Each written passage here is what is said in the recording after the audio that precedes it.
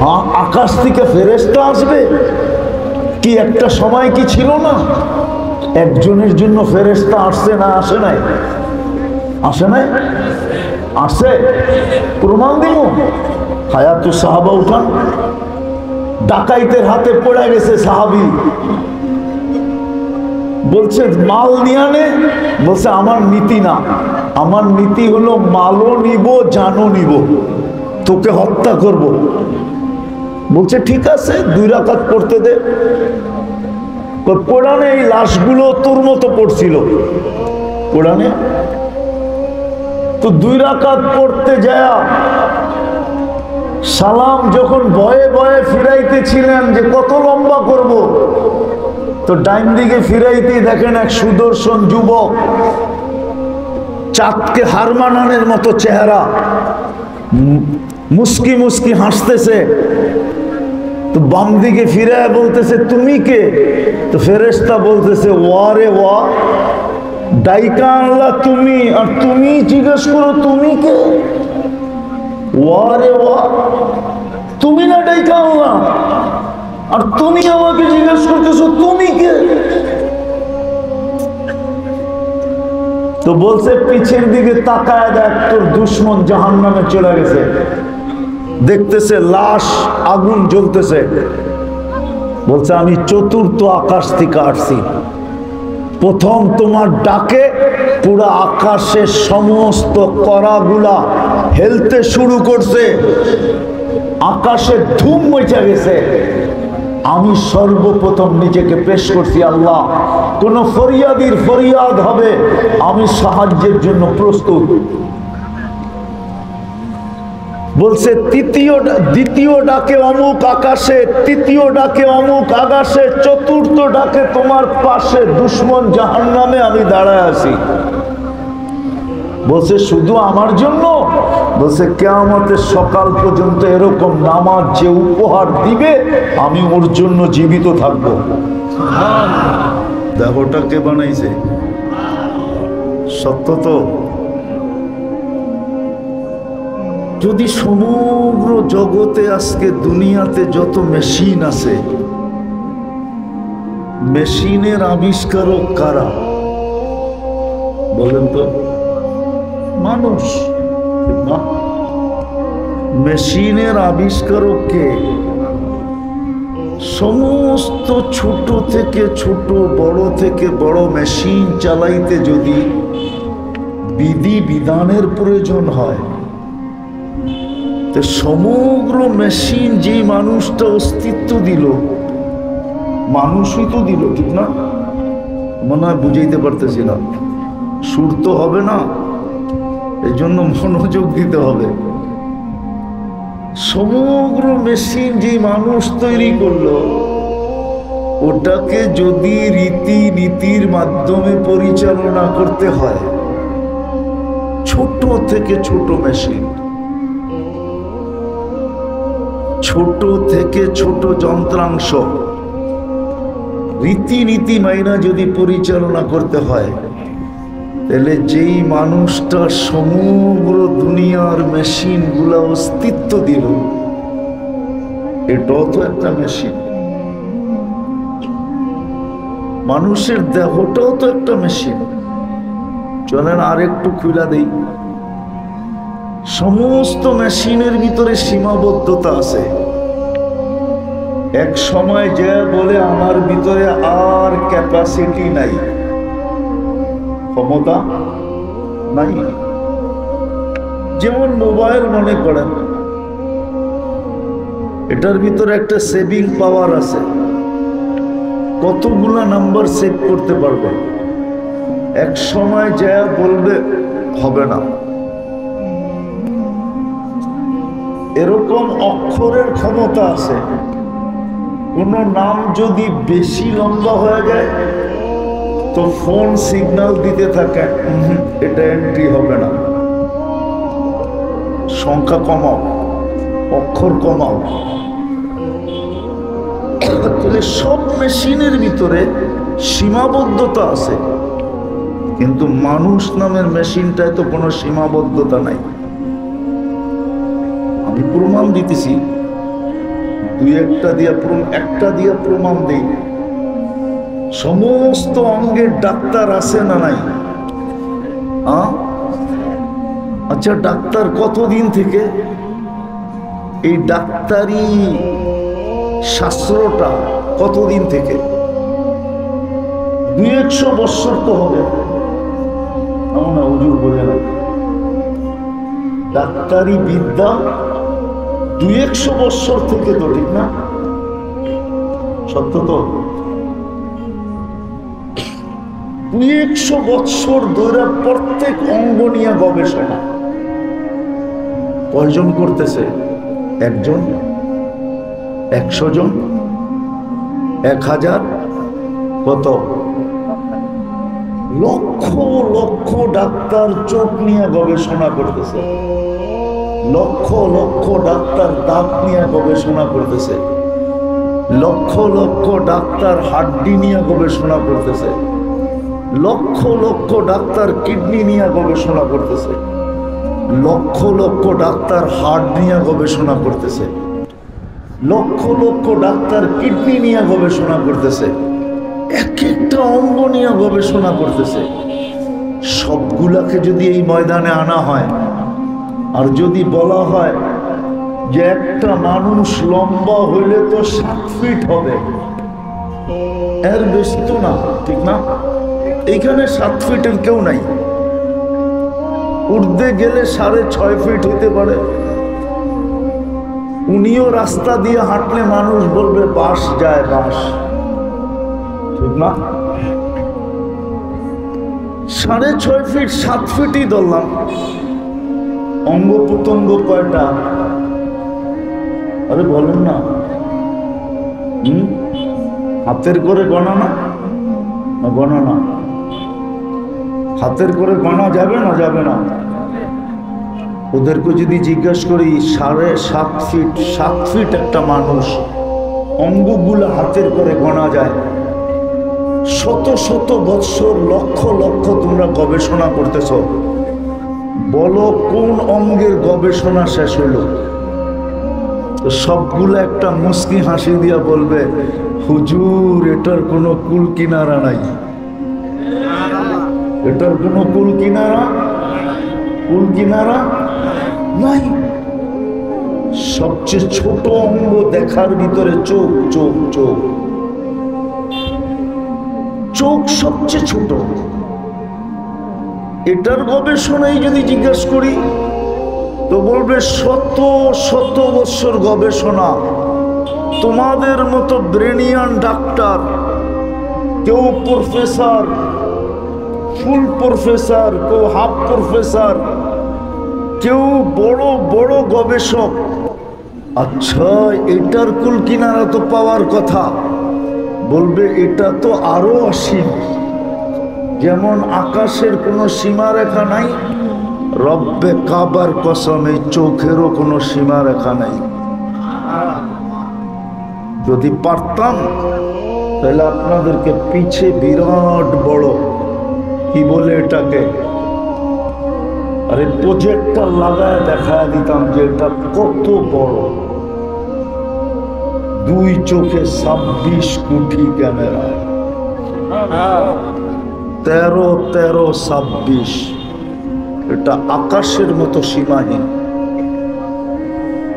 এটা এই জন্য বললাম, যেই মেশিনগুলা সীমিত আকৃতিতে, ছোট ছোট পরিধির, এটাই যদি রীতিনীতির বিরুদ্ধে চালানো যায় না, তাহলে যেটা অসীম, যে সমস্ত মেশিনকে জন্ম দিল, অস্তিত্ব দিল, এটাকে চালানোর কোনো পদ্ধতি কি নাই? এটাকে চালানোর কোনো পদ্ধতি নাই। মানুষ যদি সামান্য একটা মোবাইল চালানোর জন্য, এখন আপনি কিনা নিয়ে আসেন একটা অ্যান্ড্রয়েড সেট, দেখেন চালানোর জন্য ওর সাথে কত বড় একটা বই দেয়, কত পৃষ্ঠা বিশিষ্ট। সামান্য 8 আঙ্গুল একটা মোবাইল, 6 আঙ্গুল চওড়া, এটাকে চালানোর জন্য এত বড় একটা বই যদি দিতে পারে আর এতগুলা নিয়ম কানুন যদি থাকতে পারে, তাহলে যেই মানুষটা সমগ্র কিছু অস্তিত্ব দিল, মেশিনারির জগৎ, আর তার প্রত্যেকটা অঙ্গ অসীম, এই মানুষটা চালানের কি কোনো রীতিনীতি নাই? বুঝাইতে কি পারলাম? আমি সিরাত বুঝানোর জন্য আপনাদেরকে নিয়ে যেতেছি একটু পিছিয়ে থেকে, নাইলে কিন্তু সিরাত বুঝে আসবে না, সিরাত বুঝে আসবে না। দুরবস্থা দিন দিন বাড়তে থাকবে। যেদিন পাও রাখছিলেন ওই দিন থেকে অবস্থা উন্নত হইতেছিল, হইতে হইতে হইতে হইতে হইতে কবির ওই কথাই সত্য হয়েছিল।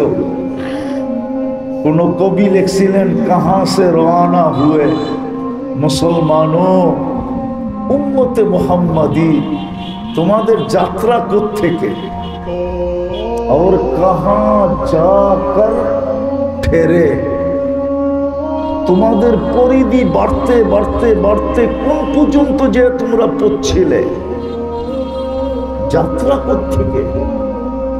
যেদিন থেকে যাত্রা ওই দিন থেকে উন্নতি হইতে হইতে হইতে হইতে এক পর্বে আসছে, এক পর্ব আসছে।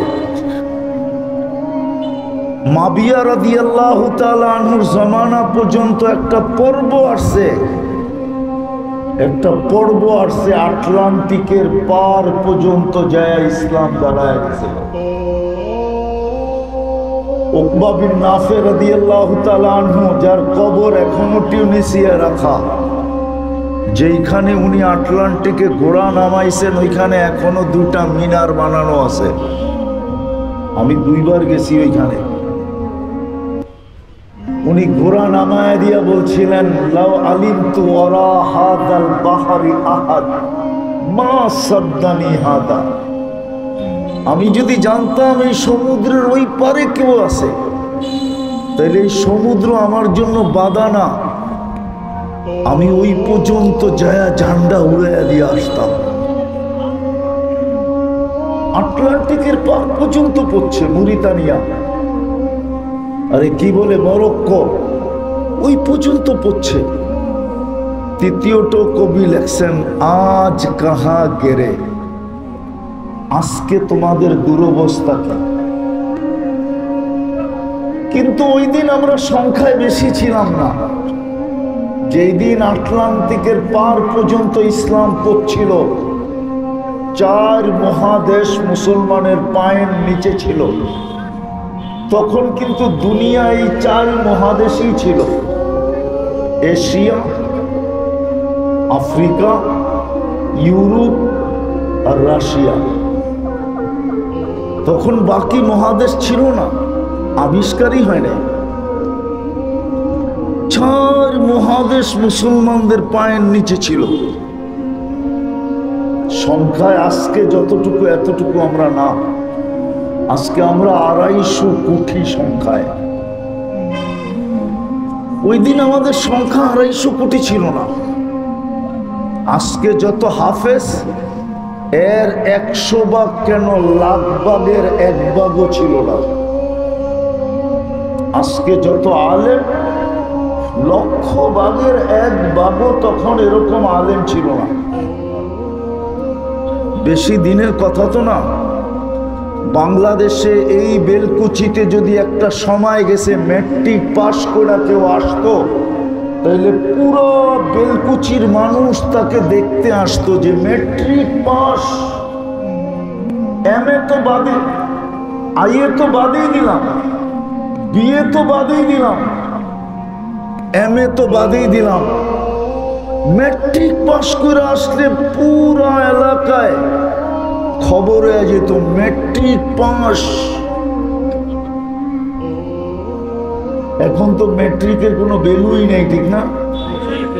হ্যাঁ না, ভ্যালু আছে? আছে না? আছে।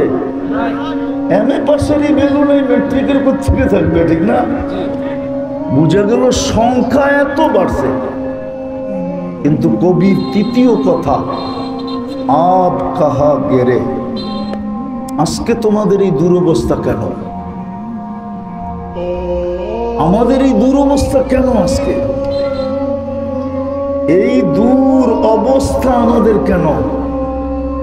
বোঝা গেল আমরা ভুলে গেছি প্রথম জিনিস, যে এই মেশিনটাকেও পরিচালনা করার জন্য কোনো রীতিনীতি আছে। প্রথম ভুলে গেছি এটা।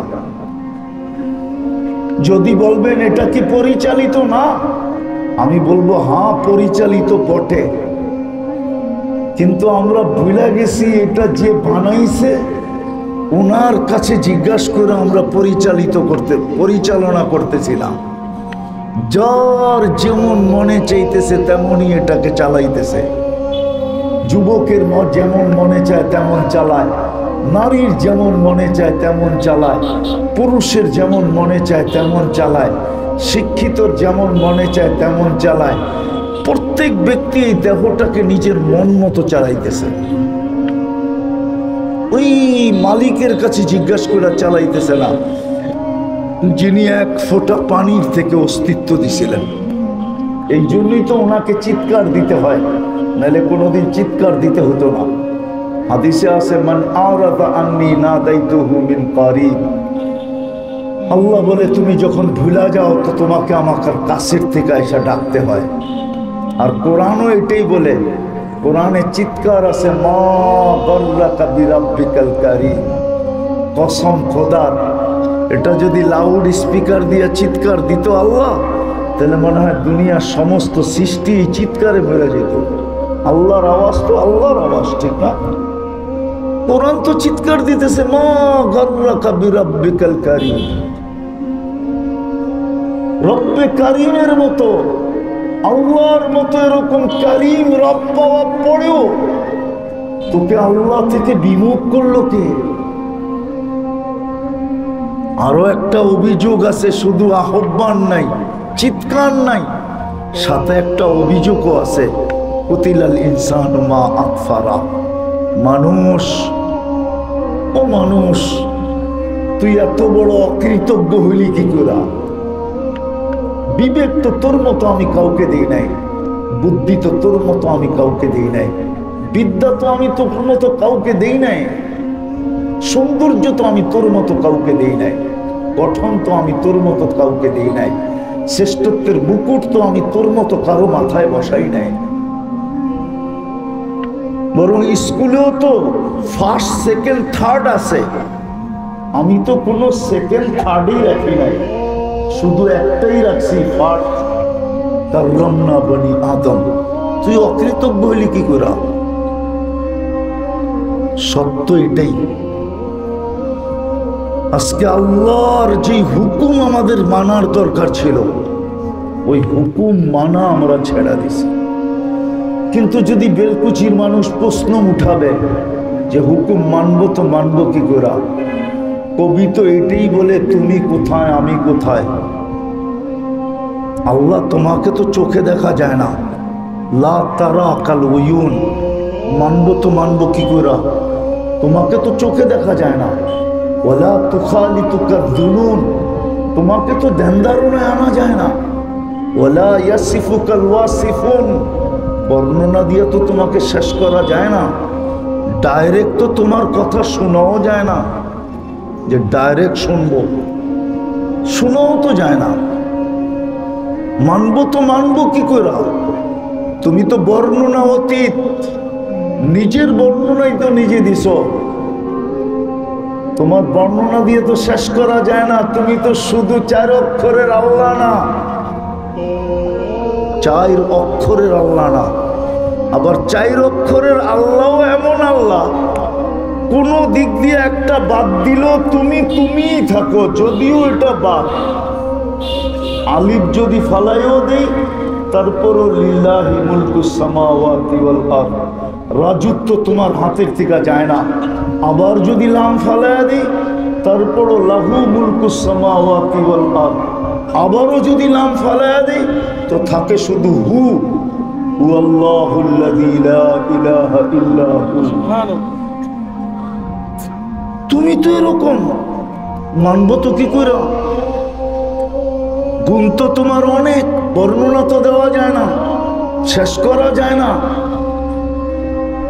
তুমি তো শুধু আল্লাহ না, তুমি তো রহমান, তুমি তো রহিম, তুমি তো মালিক, তুমি তো কুদ্দুস, তুমি তো সালাম, তুমি তো মুমিন, তুমি তো মুহাইমিন, তুমি তো আজিজ, তুমি তো জব্বার, তুমি তো মুতাকাব্বিরুল খালিকুল বারিউল মুসাব্বিরুল গফফারুল কাহ্হারুল ওয়াহাবুর রাজ্জাকুল ফাত্তাহুল আলিমুল কাবিদুল বাসিতুল খাফিদুল রাফিউল মুইজ্জুল মুদিল্লুস সামিউল বাসিরুল হাকামুল আদলুল লতীফুল খবীরুল হালিমুল আযীমুল গফুরুল শাকুরুল আলিকুল কবীরুল হাফিজুল মুকিতুল হাসিবুল জলিলুল করিমুল রকিবুল মুজিবুল ওয়াসি আল হাকিমুল ওয়াদুদুল মজিদুল বাঈসুশ শাহীদুল হকুল ওয়াকিলুল কবিকুল মতিনুল ওয়ালিকুল হামিদুল মুসি আল মুবদি আল মুঈদ আল মুহয়ি আল মুমিত আল হাইয়্যু আল কাইয়্যুম আল ওয়াজিদ আল মাজিদ আল ওয়াহিদ আল আহাদ আল সামাদ আল কাদির আল মুক্তাদির আল মুকদ্দম আল মুআখ্খার আল আউয়াল ওয়াল আখির আল যাহির ওয়াল বাতিন আল ওয়ালি আল মুতাওয়ালি আল বাররু তাওয়াবুল মুনতাকিম আল আফু আর রাউফ মালিক আল মুলক যাল জালালি ওয়াল ইকরাম আল মুকসিত আল জামি ওয়াল গনি ওয়াল মুগনি আল মানি আদ দার আল নাফি আল নূর আল হাদি আল বদি ওয়াল বাকি আল ওয়ারিস ওয়াল রশিদ আস সাবুর জাল্লে জালালু। তুমি তো 99 পদের মালিক। মানবো তো মানবো কি করে? আমি আসল জায়গায় চলে আসছি, এই জন্যই আল্লাহ একটা আদর্শ বানায়া পাঠাইছে।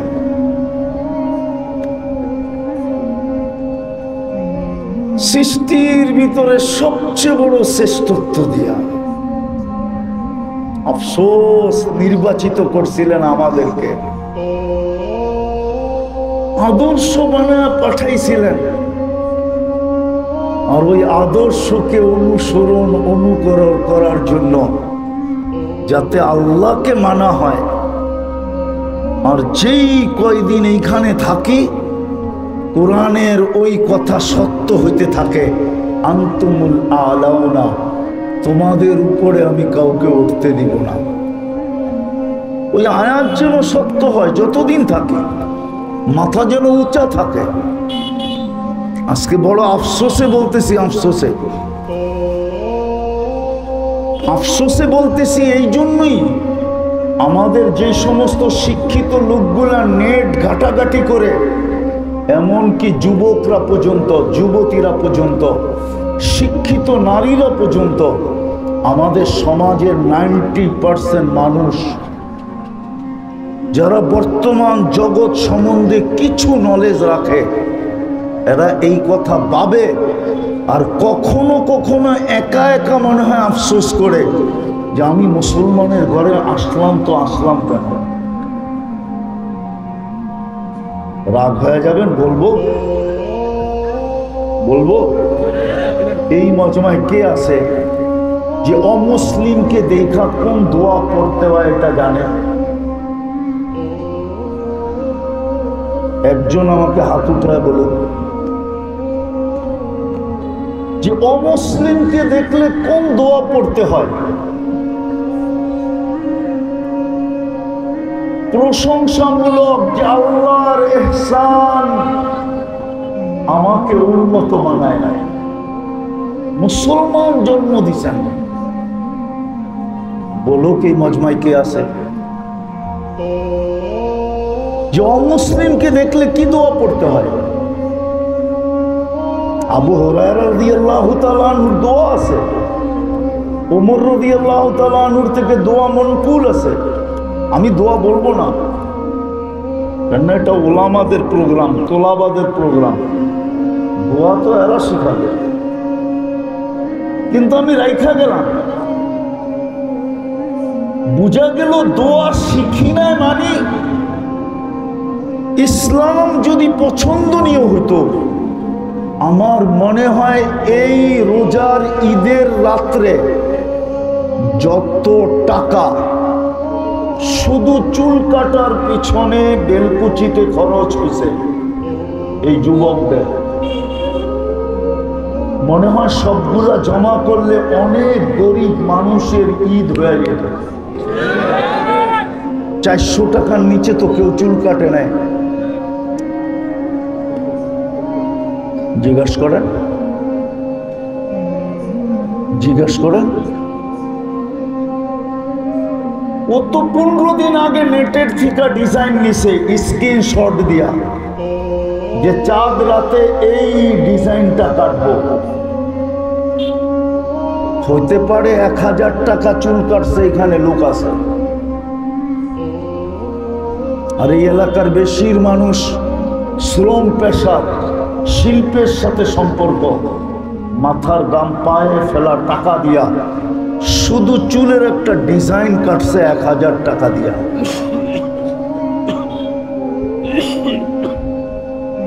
ইচ্ছা করলে চুল কাটার পরে যেই টাকা বাঁচত ওটা দিয়ে চিনি আর শ্যামাই হইয়া আরো কিছু হয়ে যেত। যদি ইসলাম প্রিয় হইতো, বোঝা গেল আমাদের কাছে ইসলাম প্রিয় না। কারণ আমরা জানি দুনিয়াতে সবচেয়ে বর্তমানে নির্যাতিত ইসলাম, সবচেয়ে বেশি অবহেলিত ইসলাম, সবচেয়ে বেশি দীক্ষিত ইসলাম, সবচেয়ে বেশি ঘৃণিত ইসলাম, সবচেয়ে বেশি লাঞ্ছিত ইসলাম। অথচ সংখ্যায় 250 কোটি, 60টা মুসলিম দেশ। কেন এই দুরবস্থা? ওই যে বললাম না, আল্লাহর হুকুম মানা হয় না। আল্লাহর হুকুম যদি মানত তাহলে তো কোরআনের কথাই সত্য ছিল, আনতুমুল আলামুনা, তোমাদের উপরে কাউকে যেতে দিব না। তাহলে তো কোরআনের কথাই সত্য ছিল। আজকে মুসলিম দুনিয়া যতটুকু নিরাপত্তাহীনতায় ভুগতেছে, দুনিয়ার ক্ষুদ্র থেকে ক্ষুদ্র কোন কাফের দেশ এতটুকু নিরাপত্তাহীনতায় ভোগে না। একটা উদাহরণ দিব, বলবো, আবার মিডিয়ায় চলে যাবে, তারপরও বুঝানোর জন্য বলতেছি। বলেন, বাংলাদেশে হিন্দু নির্যাতিত বেশি না ইন্ডিয়ায় হিন্দু নির্যাতিত বেশি? চলেন আরেকটা দেখাই, বাংলাদেশে হিন্দু নির্যাতিত বেশি না ইন্ডিয়াতে মুসলমান নির্যাতিত বেশি?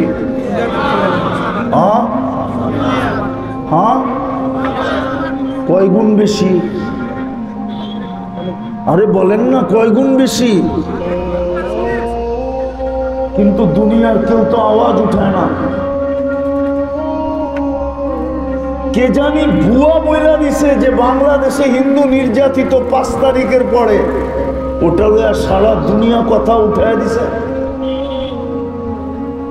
কানে হাত দিয়া পর্যন্ত দেখে নেয় যে কান আছে না না আছে। চিলে কান নিয়ে গেছে, শুনছে, চিলের পিছনে দৌড়ানি শুরু করছে, হাত দিয়া দেখে নেয় যে আসলে কানটা আছে কি নাই। তাহলে আপনি কতটুকু নির্যাতিত সারা দুনিয়ায়? কেন? কোরআন তো বলে না নিরাপত্তাহীনতায় আপনি ভুগতেছেন কেন? কোরআন তো বলে না নিরাপত্তাহীনতায় মুসলমান উম্মতে মুহাম্মদী ভুগবে। কোরআন তো বলে উলাইকা লাহুমুল আমান, কাউকে নিরাপদ রাখি আর না রাখি, ও উম্মতে মুহাম্মদী আমি তোকে নিরাপদ রাখবো। নিরাপদ আমি কোরআনের শব্দ দিতেছি। কোরআন তো বলে কাউকে আমি পাখির মতো পালি আর না পালি, ও উম্মতে মুহাম্মদী রিজকুন কারীম, তোকে আমি পাখির মতো সম্মানের রিজিক দিয়ে পালবো। কোরআন তো বলে কাউকে আমি পছন্দের জীবন দেই আর না দেই। কোরআন তো বলে হায়াতান তাইয়্যিবা, উম্মতে মুহাম্মদী তোকে আমি পছন্দের জীবন দিব। তুই দিনে বৃষ্টি পছন্দ করবি না, আমি দিনে তোকে বৃষ্টির একটা ফোঁটাও দেখাবো না। কিন্তু তুই ভাববি রাত্রে তো বিদ্যুৎ থাকে না, আমি ঘুমাবো তো ঘুমাবো কি করে? আল্লাহ বলে আমি রাত্রে বৃষ্টি দিব যাতে তোর ঘুম ঠান্ডায় ঠান্ডায় হয়, আর সারাদিন বৃষ্টি বন্ধ রাখবো যাতে তুই কাজ মন খোলা করতে পারিস। আমি হাদিস বলতেছি, হাদিসের তর্জমা বানায় বলতেছি না, পড়া দেখেন। এমন পর্যন্ত বলছে দিনের বেলা তোদেরকে না বিদ্যুতের আকাশের বিজলির চমক দেখাবো, না মেঘের গর্জন শোনাবো। দিনের বেলা গর্জন শোনাবো না, আর বিদ্যুতের চমকানি দেখাবো না, এটা ঘুমের ভিতরে হবে। এরকম মন মতো দিব, তোরা যা চাবি তা দিব। কিন্তু আজকে এই দুরবস্থা কেন? হায় রসুল তো 23 বৎসর এই জন্যই কাঁদতেন, এই জন্যই তো কান্না ছিল, এই জন্যই তো কান্না ছিল। প্রথম ওহি দ্বিতীয় ওহি আসতে দেরি, চোখ দিয়া পানি পড়তে দেরি হয় নাই। আমি দুই একটা চিত্র আপনাদের সামনে তুলে ধরি। এই জন্যই তো 23 বৎসরের কান্না ছিল, এই জন্যই তো উম্মতকে কোনো পর্বে ভুলেন নাই। সব ভুলে গেছেন, ফ্যামিলি পর্যন্ত বলছেন, হাসান হোসাইন পর্যন্ত বলছেন, কিন্তু উম্মত বলেন নাই, কোথাও উম্মত বলেন নাই। 23 বৎসর চোখের পানি শুকায় নাই। জিবরিল বলে, জিবরিল মা জালা আরাকা তাবকি। মিকাইল এক পাশ থেকে এসে বলতেছে মা জালা আরাকা তাবকি। আমাদেরকে শোনানোর জন্যই বলছিলেন, নাইলে বলতেন না। যখনই দেখি কাঁদেন কেন? তো আল্লাহর রাসূল প্রথম একটা প্রশ্ন করছে জিবরিল আলাইহিস সালামকে, আপনি কাঁদেন কেন? যেদিন থেকে আপনাকে দেখতেছি চিনতেছি ওই দিন থেকেও দেখি আপনি কাঁদেন। তো বসে যেদিন থেকে দোজখ তৈরি করছে ওই দিন থেকে আমার চোখের পানি থামে না। মিকাইল আলাইহিস সালামকে জিজ্ঞেস করছে আপনি কাঁদেন কেন? বলছে যেদিন থেকে শয়তানকে বিতাড়িত করছে ওই দিন থেকে আমার চোখের পানি থামে না। বলছে এইবার শুনবেন আমারটা কেন থামে না? বলছে বলেন। বলছে উম্মতের জন্য আমার চোখের পানি থামে না। 23 বৎসর চোখের পানি থামে নাই। মুদ্দাসসির নাজেল হইতে দেরি, চোখে পানি আসতে দেরি করে নাই। আম্মা জান জিজ্ঞাসা করছে দাসারতু আনতাল খারেজ, আপনাকে তো কম্বলে রেখে গেলাম, বাইরে কেন? তো বলছে যা আদালিকান নামুস, ওই ফেরেশতা আবার আসছে আর শোনায় গেছে কুম ফাআনদির রাব্বাকা ফাকাব্বির, বেরোন। কিন্তু খাদিজা মান আদু ওয়া মান ইউজিব, কাকে দাওয়াত দিব, কে আমার কথা শুনবে? মক্কা তো 360-এর পূজারী।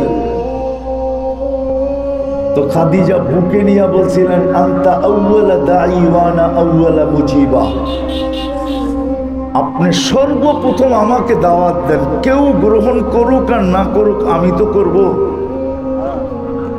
ওই দিন থেকে চোখের পানি শুরু। সত্য এটাই ছিল। ওই আল্লাহকে না মানার কারণে আমাদের এই দুরবস্থা। কিন্তু প্রশ্ন চলে আসছে মানবো কি করে? তো আল্লাহ এক আদর্শ পাঠায়া দিয়েছিলেন, মুহাম্মদুর রাসূলুল্লাহকে পাঠায়া দিয়েছিলেন,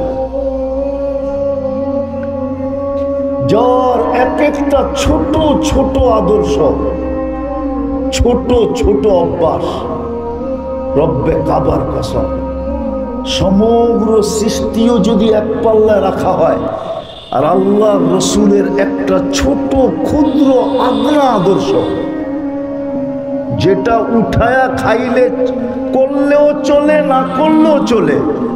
একটা উদাহরণ দিয়ে দেখাই। পারস্যের প্রতিনিধি আসছে না, রুমের প্রতিনিধিরা আসছে, ডেলিগেট আসছে ওমর রাদিয়াল্লাহু তাআলা আনহুর সাথে। তো খাইতে বসছেন, তো খানা একটা পড়া গেছে, রুটির সামান্য একটা টুকরা পড়া গেছে। তো উনি যখন হাত দিয়া উঠাইতেছিলেন তো সাথীরা বলতেছিল এরা পারস রুমের সম্রাটের ডেলিগেট, এরা পড়াখানা উঠায়া খাওয়া পছন্দ করে না। ওলামা জানে ওমর রাদিয়াল্লাহু তাআলা আনহুর চিৎকার কি ছিল, আতরুকু সুন্নাত হাবিবি লিহাউলাইল হুমাকা, এই আহমদদের জন্য নবীর সুন্নত ছেড়ে দিব। কিন্তু ওলামা বলে ওটা উঠায়া খাইলেও চলে, না খাইলেও না চলে না। সত্য তো, ফতোয়া কি আপনাদের? উঠাইলো চলে, না উঠাইলো চলে। কিন্তু ওমর রাদিয়াল্লাহু তাআলা আনহু জানতেন এই সুন্নতের দাম কত।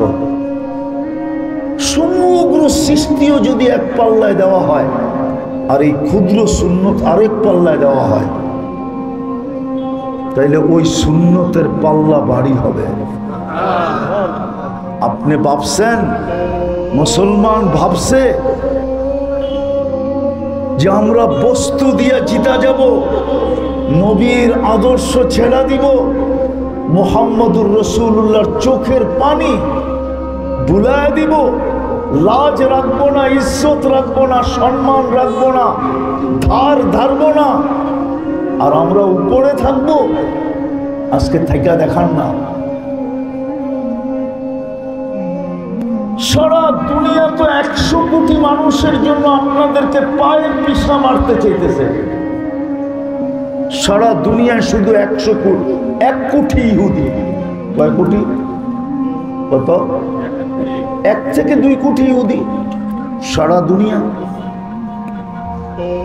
সারা দুনিয়া তো 2 কোটি ইহুদিকে বাঁচানোর জন্য 250 কোটি মুসলমানকে পায়ের নিচে পিছা মারতে চাইতেছে। নাইলে ফিলিস্তিনের এই অবস্থা হবে কেন?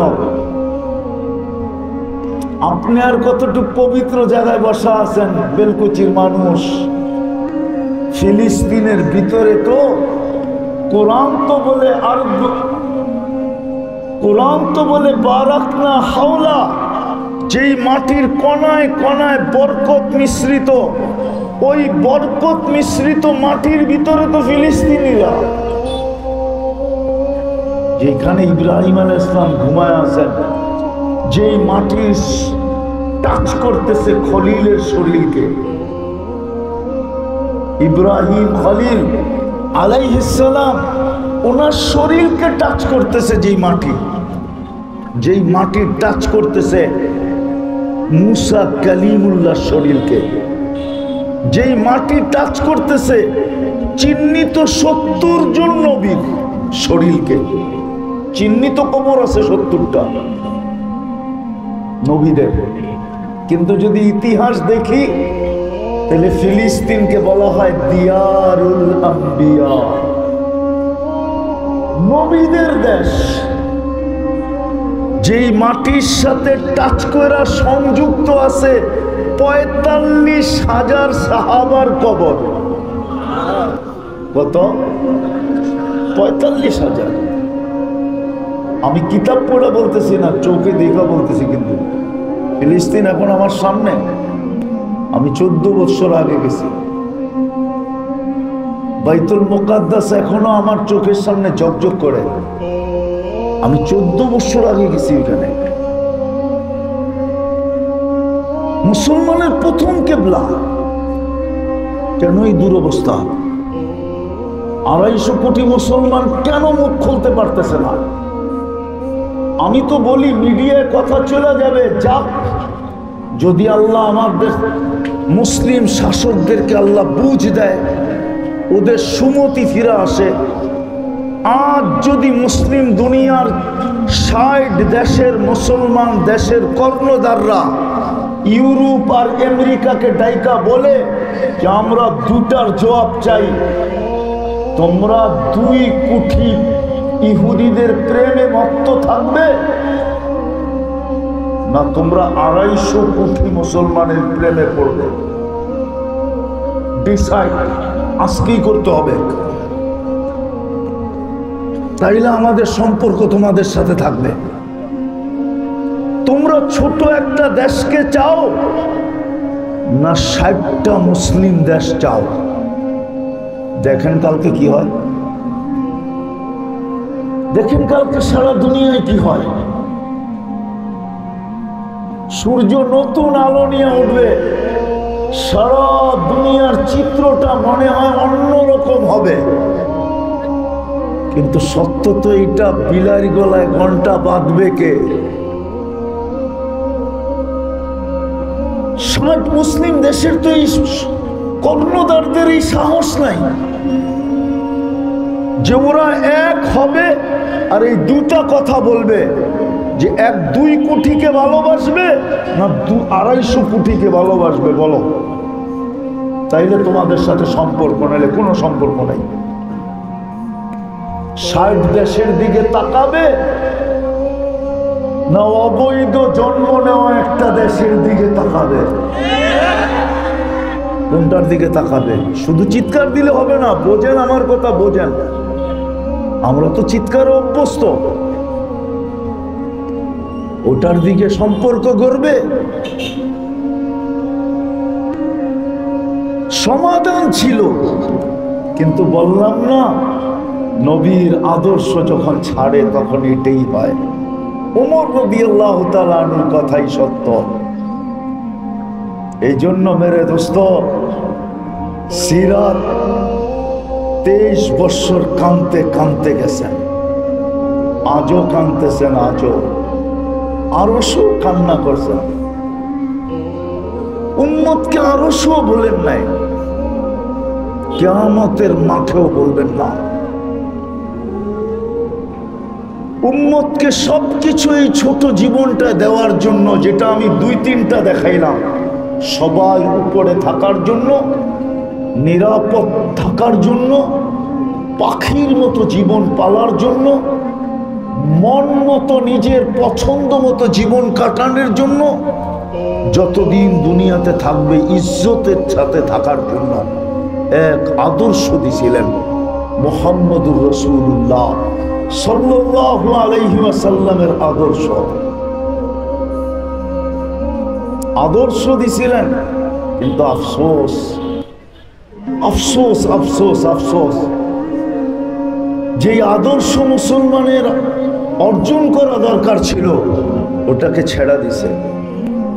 আজকে বিদাতির আদর্শে আদর্শবান 90% মুসলমান, বরং 99 বলা যায় উম্মতে মুহাম্মাদি আজকে বিজাতির আদর্শে আদর্শবান, আর আপনি থাকবেন সুখে। এটা কোনোদিন হয় না। সুখ তো মুহাম্মদুর রাসূলুল্লাহর আদর্শে, নিরাপত্তা তো মুহাম্মদুর রাসূলুল্লাহর আদর্শে। আজকে মুসলমান, আপনি আপনাকে মুসলমান দাবি করবেন আর আপনি রসুলের আদর্শ মতো চলবেন না, আপনি সুখে থাকবেন? ইম্পসিবল। এই জন্য আসেন, সুযোগ এখনো হাত থেকে বাহির হয়ে যায় নাই। সুযোগ যেরকম, আমি একটা উদাহরণ দিয়ে বুঝাইতে চাইতেছি। বহু যুবকের মোবাইলে কিন্তু এখনো মেসেজ আছে, অনেক শিক্ষিত লোকের ডায়েরিতে এখনো লেখা আছে, মরণ অবধি তোমার অপেক্ষা করব। মরণ অবধি, মরণ পর্যন্ত তোমার, মনে হয় বোঝেন না আপনারা? হ্যাঁ, কি অপেক্ষা? বুঝছেন কিছু? না, হুজুর মানুষ করতে বুঝবেন, যুবকরা বুঝছে। কিন্তু ওদের মেসেজে লেখা আছে, এখনো অনেকের মেসেজ টোকাইলে পাওয়া যাবে, নাইলে কোম্পানিতে খোঁজ নিলে পাওয়া যাবে। যদিও মুছা দিছে, কিন্তু কোম্পানিতে তো মুছে নাই, ঠিক না? ওইখানে আছে যে আমি তোমার জন্য মরণ পর্যন্ত অপেক্ষা করব। কারো কারো ডায়েরিতে লেখা আছে, কারো কারো চিঠিতে লেখা আছে। আল্লাহ উম্মতকে এইভাবেই বইলা পাঠাইছেন, ও উম্মতে মুহাম্মাদি, আমিও তোকে কণ্ঠনালীতে রু আসা পূর্ব মুহূর্ত পর্যন্ত অপেক্ষা করব। আমিও তোর অপেক্ষা কণ্ঠনালীতে রু আসার পূর্ব মুহূর্ত পর্যন্ত করব। বিদায় আসল কথায় ফিরা যাই, যদি ওই পুরানো ঐতিহ্য আবার ফিরা পাইতে চাই, যেই পুরানো ঐতিহ্যের কথা কোরআনে লেখা আছে যে আমরা সবাই ঊর্ধ্বে, তাইলে ওমর রাদিয়াল্লাহু তাআলা আনহুর কথা মানতে হবে। আর এটা এক সত্য না, 100 সত্য না, 103 সত্য, যে এটাই সত্য। আল্লাহ রসুলের আদর্শ ব্যতীত কোনদিন আমরা আজকে যেই দুরবস্থায় আছি, এই দুরবস্থার থেকে বাহির হওয়া যাবে না। নাইলে আমার যোগ বিয়োগে মিলে না, আপনাদের যোগ বিয়োগে মিলবে তো মিলবে কি কইরা?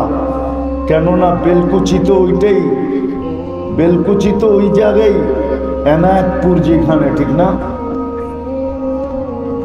মনে হয় বোঝেন না, আমি ক্রিটিসাইজ করতেছি না। এনায়তপুর যেখানে, ইরাক মাটির সাথে মিশলো কি করে? আব্দুল কাদের জিলানী তো ইরাকে, ইরাক মাটির সাথে মিশলো কি করে? হানাফি মাযহাবের ইমাম তো ইরাকে, ইরাক মাটির সাথে মিশলো কি করে? শেরে খোদা হায়দারে কার্রার আলিউল মুর্তাজা তো ইরাকে, 12 জন নবীর কবর তো ইরাকে, কয়েক শত সাহাবার কবর তো ইরাকে। ওটা মাটির সাথে মিশলো কি করে? ফিলিস্তিন মিশতেছে কি করে? আফগানিস্তান মিশলো কি করে? লিবিয়া মিশলো কি করে? এক একটা দেশ মিশতেছে কি করে? বৎসরের পর বৎসর পার হয়ে যেতেছে কি করে? একটা প্রশ্ন আমার মনে জাগে মাঝে মাঝে, আমি হাদিসের সাথে টক্কর দিতেছি না, জানি না আপনারা বুঝবেন কিনা, বুঝানোর চেষ্টা করতেছি। আল্লাহ নাকি তার বান্দাকে সমগ্র দুনিয়ার মা বাবাদের মমতা এক করার পরে যতটুক হবে এর 70 গুণ প্রত্যেক বান্দাকে ভালোবাসে, ঠিক না? হ্যাঁ, তাহলে এই নিষ্পাপ শিশুগুলা যে ফিলিস্তিনে গাজাতে যে ঈদের দিনে মারা গেল, ঈদের দিন, ঈদের নতুন পোশাক পরা অবস্থায় মারা গেল, আমাদেরই তো মন গইলা যায়, তাহলে আল্লাহর মমতা কোথায়?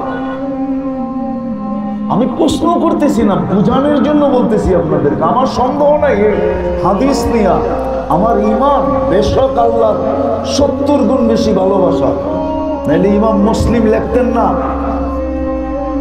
আমি সংক্ষেপ করতেছি, উট হারায় গেছে, ঘুমের থেকে উঠা দেয়, উট মাথার কাছে দাঁড়ানো, যেটার উপরে তার খাওয়া পানি সবকিছু ছিল।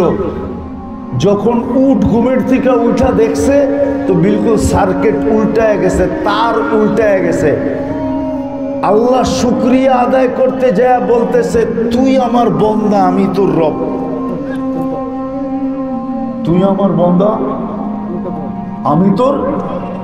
আল্লাহ বলছে এর চেয়ে বেশি আমি বান্দার উপরে খুশি, এর চেয়ে বেশি আমি মায়া করি। তাই বান্দার এর চেয়ে বেশি তো আমি আমার কাছে খুশি হয়। বিভিন্নভাবে বুঝাইছেন, কিন্তু ফিলিস্তিনের মৌত দেখলে তো মনে হয় না যে এত ভালোবাসলে ওদের উপরে বোম পড়ে কি করে। কিন্তু পড়বে না তো পড়বে না কেন? আজকে নবীর আদর্শ আমরা ভুলে গেছি, সিরাত ভুলে গেছি, যার প্রত্যেকটা আদর্শ এত দামি ছিল। ক্ষুদ্র থেকে ক্ষুদ্র আদর্শের উপরে গুনাহ মাপের ওয়াদা ছিল, সমগ্র গুনাহ মাপের ওয়াদা। আজকে উম্মত ওই আদর্শ ছেড়া দিছে, শিক্ষিত ছেড়া দিছে, অশিক্ষিত ছেড়া দিছে। কিন্তু একটা কথা বইলা শেষ করতেছি, প্রথম সাক্ষাৎ কিন্তু আমাদের ইমাম বুখারী মনে হয় এই জন্যই লেখছেন, কবরের প্রথম প্রশ্ন কি জানেন? বলেন তো। কি? ইমাম বুখারী রহমতুল্লাহ আলাইহি এটা বলে না। ইমাম বুখারী রহমতুল্লাহ আলাইহি কবরের প্রথম প্রশ্ন মান রব্বুকা বলে না। আমি দলিল দিব,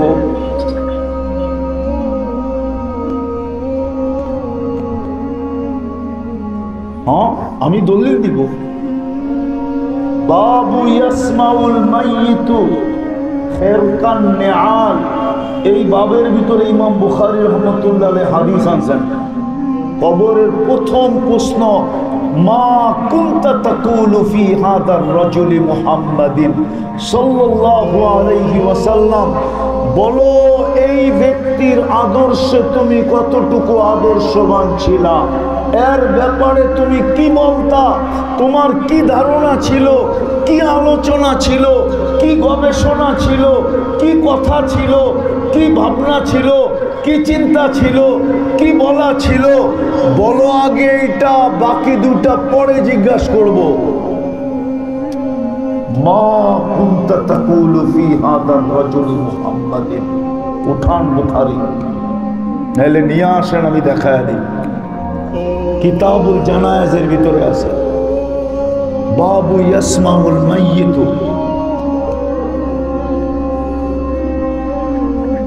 খেরকান নিআল, যখন কবর দিয়ে চলে যায়, চলে যেতে থাকে, তখন আত্মীয় স্বজনের জুতার আওয়াজ মাইয়ের শুনতে পায়। তখনই দুইজন আসে, আয়েশা তাকে জিজ্ঞাসা করে, মা কুনতা তাকুলু ফি হাদার রাজুলি মুহাম্মাদিন, আগে বল এর আদর্শে কতটুকু আদর্শবান ছিলি। যদি এটার প্রমাণ দিতে পারিস তাহলে বাকি দুটা তোকে জিজ্ঞাসা করতে হবে না, বোঝা গেল বাকি দুটা ওকে। আর যদি এটার জবাব না দিতে পারিস তাহলে বোঝা গেল বাকি দুটাও ওকে না। সর্বপ্রথম এই প্রশ্ন করবে, সর্বপ্রথম আমরা সামনে হব হাউজে কাউসারে। এই জন্যই তো বলবে সুখান সুখান লিমান গাইয়ারা বাদ। ও যুবক, তুমি কি চেহারা দেখাবে যে তোমার জন্য দুনিয়াতে 23 বছর কাঁদলেন, কবরে কাঁদতেছেন, আরো সে যে কাঁদলেন, কিয়ামতের মাঠে তোমার জন্য কাঁদবে। তুমি কি চেহারা দেখাবে না? আজকে আমাদের দুরবস্থার কারণ এটাই, নবীর আদর্শ ছেড়ে দিছি।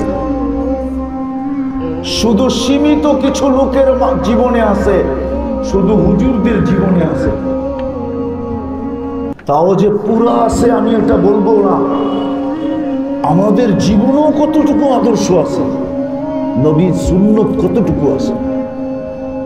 আসেন আসেন, যদি পুরানো হারানো ঐতিহ্য আবার ফিরে পাইতে চাই, তাইলে আমরা যদি ফিরতে নাও পারি তো আমাদের জন্য একটা রাস্তা খোলা আছে, সেটা হলো সারাদিন যদি তওবা করতে পারি, ডেলি যদি আল্লাহর কাছে মাপ চাইতে পারি। ইয়া কওম ইস্তাগফিরু রাব্বাকুম ইন্নাহু কানা গাফফারা। যদি ডেলি তওবা করতে পারি তাইলেও হয়তো হইতে পারে আবার ওই সোনালী যুগ ফিরে আসবে। নাইলে কিন্তু অঙ্গীকার এটাও আছে বন্ধুর সাথে, বন্ধু বানায় তো ফেলছি আমি, উম্মতে মুহাম্মদী তো আমি নির্বাচিত করছি, আপনার উম্মত তো আমি এদেরকে বানাইছি, এরা তো নিজেরা হয় নাই। কিন্তু বানানোর পরে যখন দেখতেছি যারা আপনার আদর্শ পর্যন্ত চাইতেছে না, তো আমি এদেরকে জোর করা হলো, যখন পাক না হয়, কোনো দাগ যখন না ওঠে, তখন শেষ পর্যন্ত ডাইনিংও যাইতে হয়। কি প্রথম চেষ্টা করে বাড়িতে উঠানো যায় কিনা, তারপরে চেষ্টা করে কোনো মেডিসিন দিয়ে উঠানো যায় কিনা, তারপরে শেষ চেষ্টা করে, কেননা ডাই এটা পাওয়ারফুল, এখানে সব দাগ ওয়াশ হয়ে ক্লিন হয়ে বাতিল হয়। এই জন্য আল্লাহ বলছেন, আপনার উম্মত যদি সদিচ্ছায় না ফিরলো, তওবার মাধ্যমে না ফিরলো, তো আমি দুটা শাস্তি এদেরকে দিবই দিব। একটা হলো আল-জালাজিলু ওয়াল কাতলু, অহেতুক হত্যা হবে, হত্যা। আজকে ফিলিস্তিনের বাচ্চারা জানে না কোরআনের ওই কথাই সত্য। কিয়ামতের দিন ওরা আমাদের সামনে জিজ্ঞাসা করবে, বিআইয়ি যামবিন কুতিলা, আমাদেরকে কোন অপরাধে মারা হলো। ওরা জানে না কোন অপরাধে ওদেরকে মারা হইতেছে। ছোট ছোট বাচ্চাকে, নারী জানে না সে কোন অপরাধে মরতেছে। মুসলমান আজকে জানে না কোন অপরাধে মরতেছে।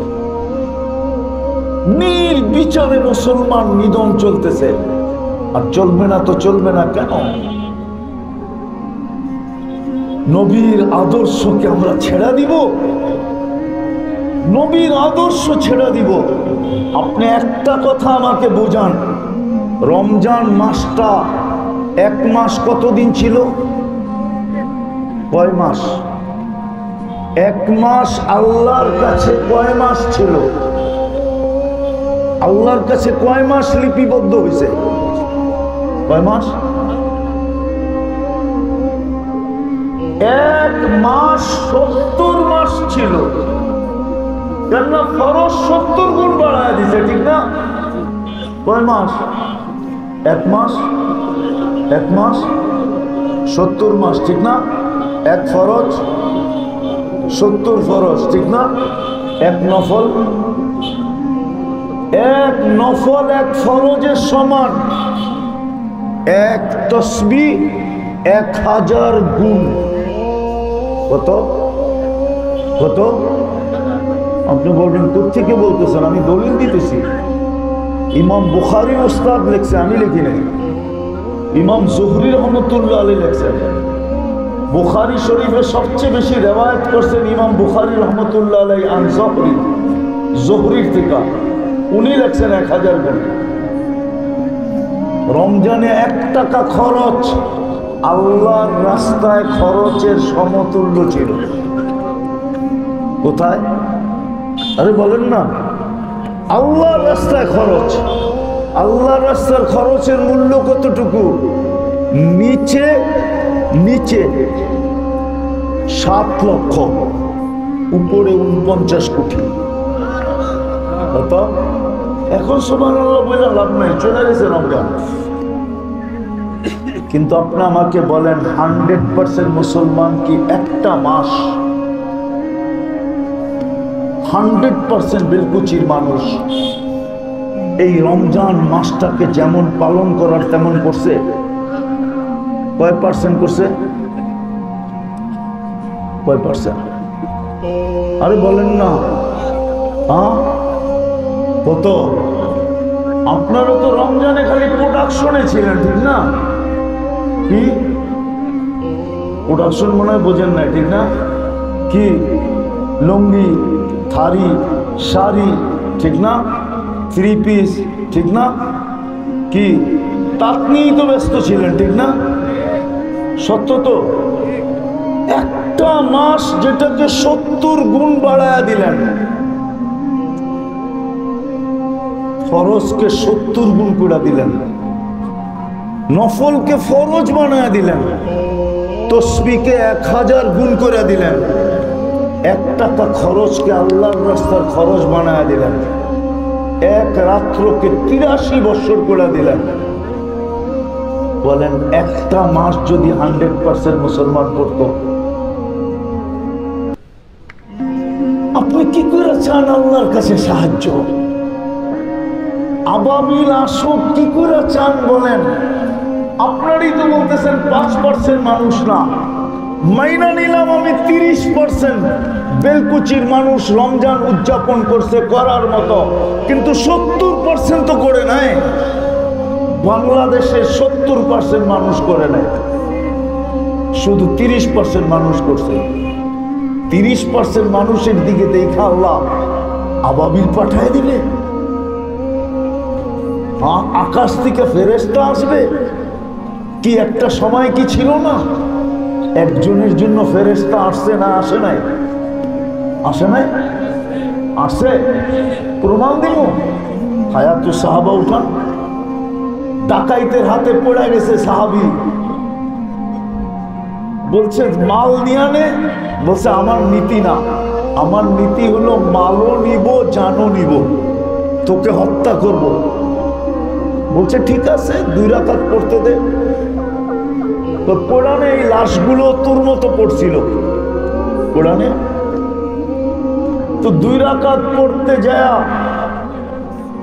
সালাম যখন ভয়ে ভয়ে ফিরাইতেছিলেন যে কত লম্বা করব, তো ডাইন দিকে ফিরাইতে দেখেন এক সুদর্শন যুবক, চাঁদকে হার মানানোর মতো চেহারা, মুস্কি মুস্কি হাসতেছে।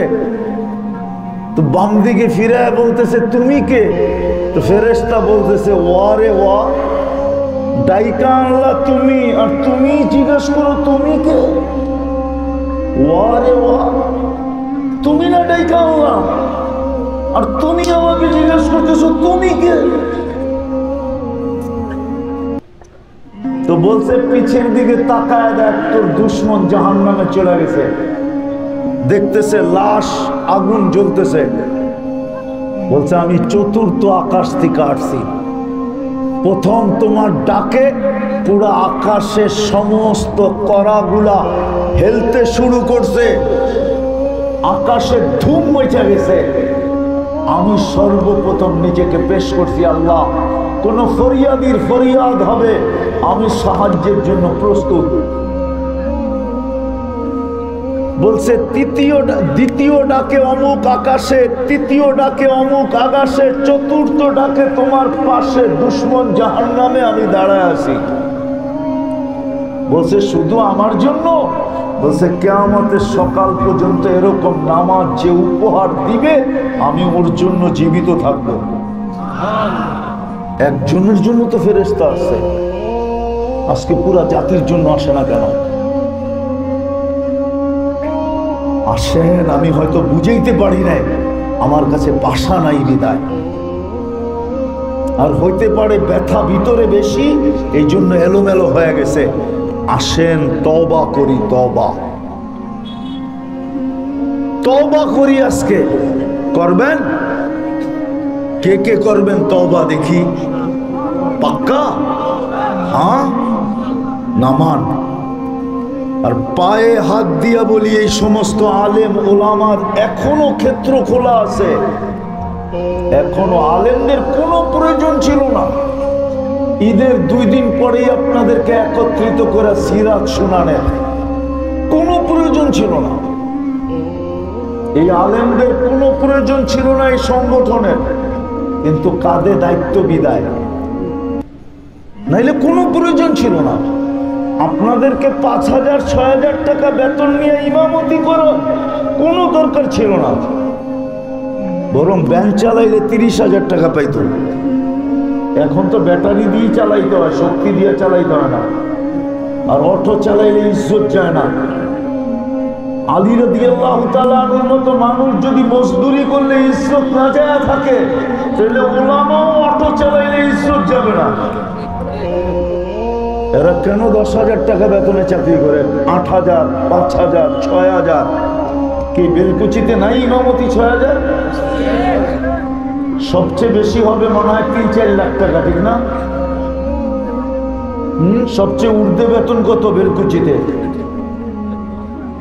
20,000 হবে, 25,000 হবে। কেন এরা করে? এখনো সুযোগ খোলা আছে। তওবা করলাম, দায়িত্ব কাঁধে বিদায়, এরা আপনাদেরকে একত্রিত করছে, আপনাদের আমাদের হাতে পায়ে ধরতেছে, বুঝাইতে চাইতেছে। আসেন আজকের থেকে আমরা একটা অঙ্গীকার করি, কিছু যদি নাও করতে পারি, 2টা কাম যদি করতে পারি। একটা হলো আজকের থেকে যদি আমি তওবায় অভ্যস্ত হইতে পারি। পারবেন? কে কে পারবেন? আজকের থেকে আমি তওবা করব, কমসে কম ডেলি ঘুমানোর আগে হইলেও করব নামাজ। দ্বিতীয়, কোনো না কোনো হক্কানি আলেমের সাথে নিজেকে সঙ্গী বানান। হক্কানি আলেমদের সঙ্গী বান, এদের সঙ্গে থাকেন, এদের সাথে উঠা, এদের সাথে বসা, এদের সাথে চলা, এদের সাথে ফিরা, এদের সাথে আসা, এদের সাথে যাওয়া, এদের সাথে ভালোবাসা, এদের সঙ্গে থাকেন। কখনো এদের থেকে দূরে থেকেন না। আমি লিখি না, ইমাম গাজালি লেখছেন রহমতুল্লাহি আলাইহি, কিয়ামতের দিন আল্লাহ জিজ্ঞাসা করবে, যেই আলেমের সাথে যে বৈশা খাইছে তুই এর সাথে খাইছিস কিনা বল।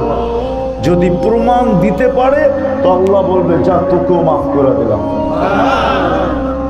আমি লিখি না, ইমাম গাজালি রহমতুল্লাহ লেখছেন, কথা এটা আমার না, ও আল্লাহ পর্যন্ত বলবে, আলেমদের সাথে যে বৈশা খাইতো তুই কোনদিন তার সাথে বৈশা খাইছিস কিনা এটা প্রমাণ দে আমাকে। প্রমাণ দিতে দেরি, পার করতে দেরি করবে না। আলেমদের সাথে থাকি, নবীর আদর্শের দিকে ফিরে আসি, একটা সুন্নত হলো সঙ্গী বানাই, নাইলে এই হাদিস কোনোদিন আসতো না। আল্লাহ রসুল কনসিডার করতে করতে করতে করতে করতে এই জায়গায় এসে পড়ছেন, কেননা এর নিচে কোনো স্তর নাই, থাকলে মনে হয় আরো নিচে যেতেন। মান তামাসসাকা বিসুন্নতি ইনদা ফাসাদি উম্মতি ফালাহু আজরু মিয়াতি শহীদ।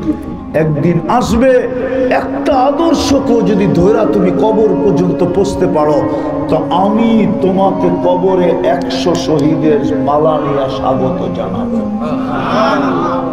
যুবক, তোমাদের পায়ে হাত দিয়া বলি, আমি তোমাদেরকে একটা কথা বলবো, কমসে কম চুলটা নবীর আদর্শে কাটো। কমসে কম একটা সুন্নাত যেটা তোমার জন্য সহজ হয়, আজকের থেকে অঙ্গীকার করো। নাইলে এতটুকুই করো যে আমি প্যান্টটা যখন পরবো তো টাইম পাও আগে দিব, গেঞ্জিটা যখন পরবো তো ডাইন হাতটা আগে দিব, শার্টটা যখন পরবো তো ডাইন হাতটা আগে দিব, জুতাটা যখন পরবো তো ডাইন পাওটা আগে দিব, যখন খুলবো তো ডাইন থেকে শুরু করব, পড়বো তো ডাইন থেকে শুরু করব। মাপনরও যদি অঙ্গীকার করে যে আমি ঘরের কাজগুলা যখন শুরু করব তো ডাইন থেকে শুরু করব, কেননা ইন্নাল আল্লাহ রসুল ইউহিব্বুত তায়ামুনা, ডাইনকে পছন্দ করতেন। এই সুন্নত যদি ধরে রাখতে পারি তাহলে ইতিহাস বলে ইতিহাস। সময় তো নাই হাতে, লম্বা, তারপর আধা ঘন্টা বেশি দিয়া ফেলছি। উচিত আমার টাইম ছিল 10:30 পর্যন্ত, এখন বাজতেছে 10:50। লম্বা দিয়া দিচ্ছি, ইতিহাসের পাতা উঠাইলে পাওয়া যাবে এক সুন্নতে সাহাবায়ে কেরাম জিতা গেছেন। যুদ্ধের ময়দানে বিজয় লাভ করছেন শুধু এক দাঁতের মেসওয়াকের সুন্নত দিয়া, মেসওয়াকের সুন্নত। আজকেও ওই আল্লাহ আছে, ইনশাআল্লাহ আদর্শ বানাবো তো। আল্লাহ আমাদেরকে আমল করার তৌফিক দান করেন। ওমা আলাইনা ইল্লাল বালাগ।